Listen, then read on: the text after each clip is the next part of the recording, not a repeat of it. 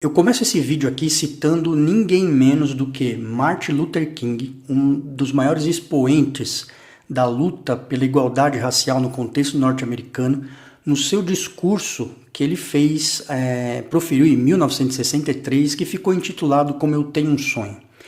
Nesse discurso ele diz algo mais ou menos assim: eu tenho um sonho de que meus 4 filhos um dia viverão em uma nação em que não serão julgados pela cor da sua pele, mas pelo teor do seu caráter.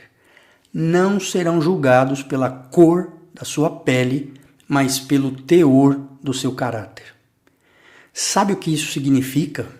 Significa que Martin Luther King, assim como tantos outros que sonharam com um mundo mais justo, um mundo melhor, sonharam com um dia em que nós seríamos incapazes até de enxergar, nossos olhos não seriam mais capazes de enxergar essas diferenças entre nós, essas diferenças que estão pautadas na cor da pele, mas que nós seríamos capazes de enxergar o outro como um ser humano, independente de raça.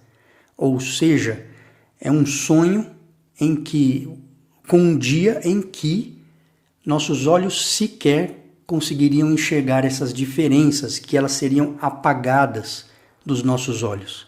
E aí eu fico pensando, será que isso aí é um sonho tão distante assim, tão utópico assim? Será que é demais sonhar com um mundo em que a humanidade seja o primeiro e o principal valor da humanidade, dos seres humanos?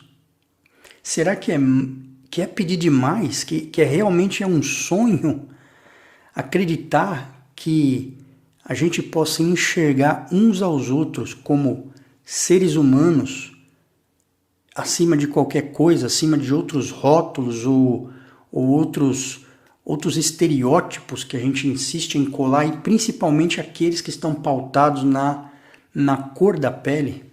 Então olha só, o que está sendo construído por esse movimento, que insiste em pautar esse debate com base em raiva, em ódio, em discriminação, em racismo, em acentuar a cor da pele de outra pessoa.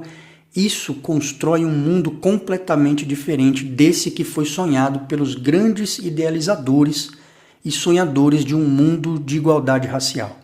Eu não sei se vocês viram essa semana houve o nascimento, da filha da cantora Isa, uma cantora muito representativa, uma negra, muito representativa e também admirada dentro do universo da cultura e do movimento negro, como um expoente realmente do movimento. E ela postou uma foto da mãozinha de sua filha. E a mãozinha da filha é branca, E aí o que aconteceu? O que aconteceu foi algo assim deplorável, algo que é difícil imaginar que o ser humano consiga ser assim, destilar tanta maldade, O que houve foram comentários, comentários mais ou menos assim: olha, puxa, a Isa foi se misturar, mais ou menos isso, foi se misturar com um homem branco e olha só no que deu, Teve uma filha branca e vai ser condenada a amar para sempre uma filha branca. Olha o absurdo disso. Olha o nível de uma coisa surreal que um comentário desse representa, outros comentários do tipo: puxa vida, se eu fosse a Isa sendo uma mulher negra e tendo uma filha branca, acho que eu me mataria. Puxa vida, não é preciso grandes ensaios sociológicos para a gente entender que isso é uma doença. Isso simplesmente é uma doença do nosso mundo, do nosso tempo. É uma doença que está tomando conta cada vez mais da sociedade brasileira. Essa pauta constante que faz com que uma pessoa, ou que pessoas sejam capazes de enxergar no nascimento de uma criança, num momento tão tão sublime, né, tão representativo da experiência humana de uma mulher, e sejam capazes de usar esse momento para destilar tanta maldade, tanto comentário perverso, deplorável, né, abjeto mesmo. E tudo isso sob uma motivação que tem a ver com essa loucura que a gente vive, que é enxergar constantemente o outro como seu inimigo. Quer dizer, esses movimentos, eles se pautam e se revestem de um tamanho ódio, de um tamanho ressentimento, de uma tamanha raiva, que acentuam, ao contrário do que buscam, que é uma sociedade mais igualitária, que é uma sociedade de igualdade racial, causam com isso o aprofundamento, né, das divisões na sociedade brasileira, né? Causam com isso justamente a separação das pessoas por causa da cor da sua pele, da sua raça. Será que... Eu me pergunto como é possível que isso tenha relevância ao olhar para a imagem da mãozinha de um bebê recém-nascido, né, de uma homenagem que sua mãe está fazendo, são capazes de enxergar isso sob a ótica da divisão racial, né, sobre o separatismo, separando e distinguindo a sua mãe da sua filha por causa da cor da pele.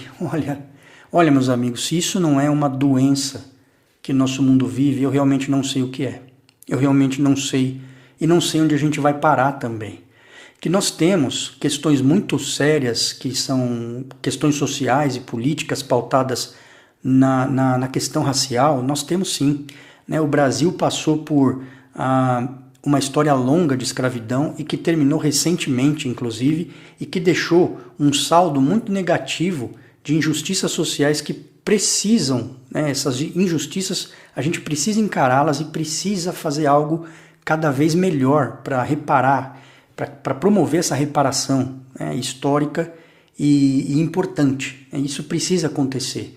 Mas quando esses movimentos que são legítimos, essas causas legítimas, passam a ser motivo para o ódio gratuito entre as pessoas, entre os seres humanos, quando o valor que é a humanidade passa a estar em segundo plano e as pessoas estão tão cegas por uma ideologia que conseguem só enxergar isso diante de si, então realmente nós estamos doentes como sociedade, estamos caminhando para uma sociedade completamente adversa àquela que nós deveríamos estar buscando, para onde nós deveríamos estar caminhando, que é, sim, aquela sociedade em que Martin Luther King sonhou, que é o dia em que eu sequer vou enxergar essas diferenças. Você consegue imaginar isso? Um dia, e nós não estamos nesse dia ainda, um dia em que nós sequer vamos olhar para um outro ser humano e vamos enxergar essa diferença, né, entre cor de pele ou raça. Um momento em que isso vai ser tão sem importância que praticamente vai passar desapercebido por nós, né? Puxa vida, isso é um sonho? Será que isso é um sonho? É uma utopia? Realmente? Eu penso que se continuarmos nesse caminho em que estamos rumando, sim, né? Porque nós estamos aprofundando as distâncias entre nós e isso torna esse caminho praticamente uma utopia impossível de ser realizada. E eu também sonho com um dia em que essas coisas sejam diferentes, né? E não gostaria de que o mundo, de pensar que o mundo que nós estamos deixando para aqueles que virão, para os nossos filhos, seja um mundo onde exista tanto ódio, tanta maldade, tanta inimizade semeada e que as pessoas não sejam capazes de enxergar umas às outras minimamente naquilo que é mais essencial entre nós, que é o fato de que nós somos seres humanos, né? Será que isso é sonhar demais? Será que é querer muito isso? Será que realmente a gente não é capaz de uma coisa como essa? Então é isso que eu fico refletindo, né? E penso que, de fato, me parece que isso é um sinal de uma doença do nosso tempo. Uma doença que está presente na sociedade brasileira e da qual eu tenho falado por muito tempo, né? Já tive conversas sobre isso com várias pessoas, já falei aqui no canal também. Então, enquanto a gente insistir em utilizar essas bandeiras como se fossem a razão de ser da existência humana, então a gente vai estar cego, né? E vai se perder nesse caminho. Bom, deixa aí seus comentários, o que você pensa desses fatos que aconteceram e desse tema que estamos tratando aqui, e nos vemos aí nos próximos vídeos. Tchau, tchau, meus amigos, até mais.